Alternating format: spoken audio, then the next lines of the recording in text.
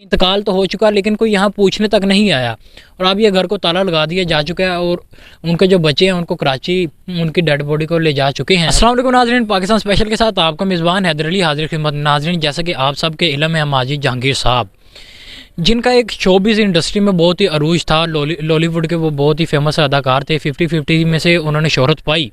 आज उनके घर के बाहर मैं मौजूद हूँ, जैसा कि कल उनका इंतकाल हो चुका और उनके जो बेटे थे और 2 बेटियाँ थी वो उनकी डेड बॉडी को रिसीव करने के लिए लाहौर पर आईं। लेकिन आज हम उनका घर दिखाएंगे कि यहाँ पर उनके मरने के बाद सन्नाटा किस तरह पड़ा है। ना कोई हुकूमती अरकान यहाँ पर आए, ना ही कोई शोबिज़ इंडस्ट्री से।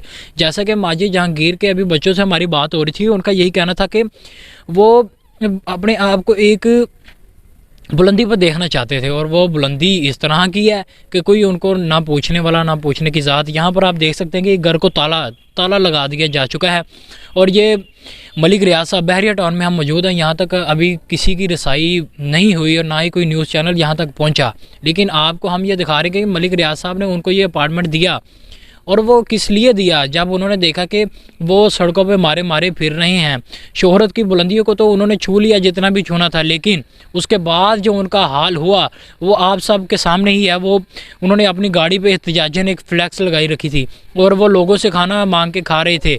लेकिन आखिर ये उरूज ऐसा, ये कौन सा उरूज था कि लोगों से वो पैसे मांगने पर मजबूर हो चुके, लोगों से खाना मांगने पर मजबूर हो चुके। हम लोग और जो शोबिज़ इंडस्ट्री से ताल्लुक़ रखने वाले लोग ये पोस्ट तो लगा देते हैं जी कि ये नंबर है, इस पर रब्ता करें और इनकी इमदाद करें। आखिर उन लोगों ने क्यों नहीं इनकी इमदाद की। और आखिर में एक बड़ी बात ये मैं कहना चाहूँगा कि शोबिज़ इंडस्ट्री, जैसे कि 50 साल उन्होंने अपनी सारी ज़िंदगी इंडस्ट्री को दी, आखिर इंडस्ट्री ने उन्हें क्या दिया? यही धक्के दिए, सड़कों पे वो मारे फिर रहे थे, किसी ने इमदाद नहीं की।